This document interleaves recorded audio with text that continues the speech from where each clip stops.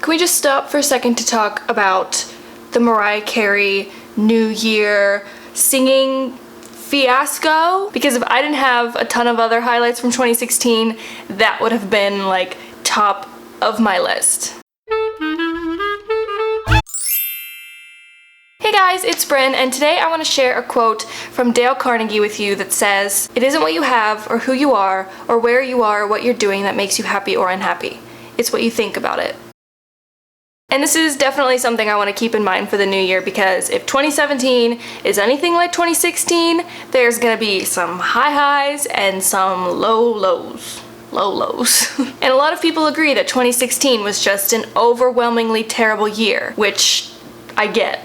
But John Green recently made a video on the Vlogbrothers channel where he talked about his top 4 moments of 2016 in an effort to just think more positively and to remember that even amongst a ton of moments of bad, there are quite often a few moments of good. So I wanted to share with you my favorite moments of 2016, and I would love to hear about yours in the comments. So probably the best thing to happen to me last year was graduating from college in only 3 years. It was one of those things that I kind of challenged myself to do because I wasn't really enjoying myself, but I still wanted to graduate. So being able to do it and do it in 3 years was kind of like an incredible accomplishment for me. Just casually gonna pat myself on the back for that one.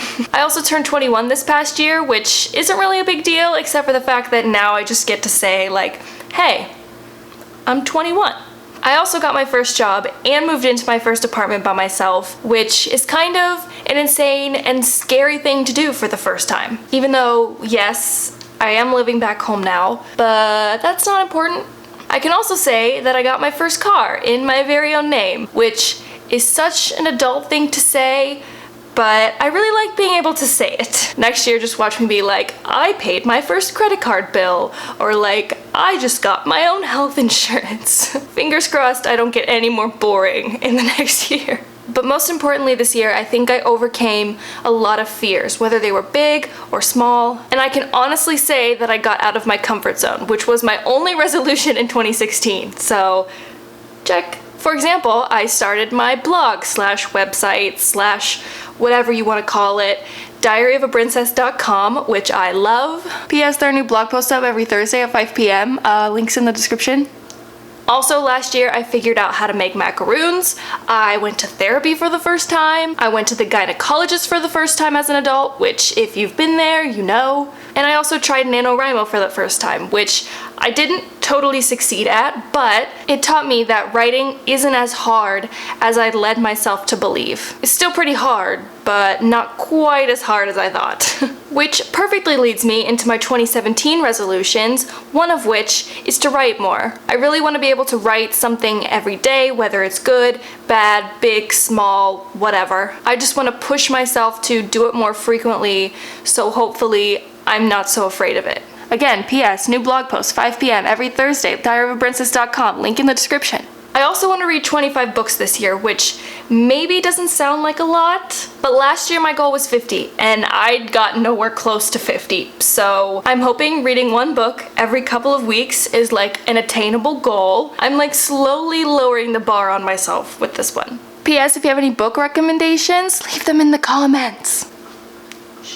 I also really want to try and document my life more, whether that's vlogging or taking more pictures. I just really want to be able to look back on these moments years later. So one thing I did was download this 1 second everyday app. Hopefully I can keep up with it, and if so, maybe I'll post the full video at the end of the year or beginning of next year.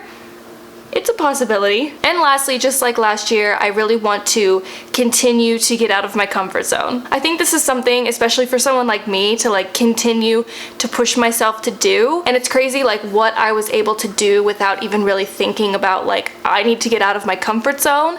Like it was just something I wanted to do so badly that it kind of just happened. And I did pretty well last year. So hopefully this year we can just like keep inching forward.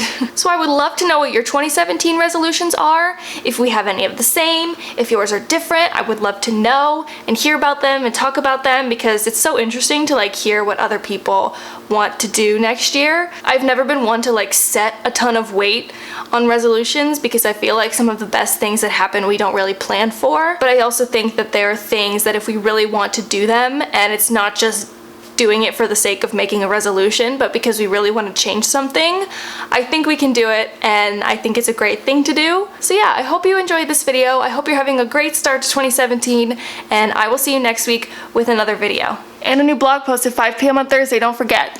Alright, bye.